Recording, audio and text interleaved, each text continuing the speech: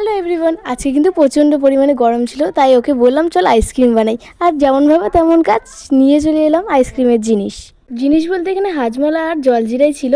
হাজমোলাটাকে গুঁড়ো করে নিয়েছি আর জল দিয়ে মিক্স করে নিয়েছি আর কফি কাপে ঢেলেও নিয়েছি।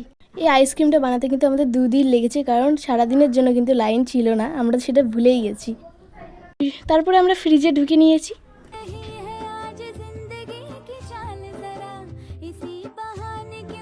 তারপরে কিন্তু এটা আমাদের রেডি হয়ে গেছে আর ফ্রিজ খুলে এটা বের করে নিচ্ছিল। বের করে নিয়ে তারপরে আমরা বাইরে চলে গেলাম আর এখানে কিন্তু খুলে নিচ্ছিল। কয়টা কিন্তু বাঁধা ছিল আর কয়টা বাঁধা ছিল না।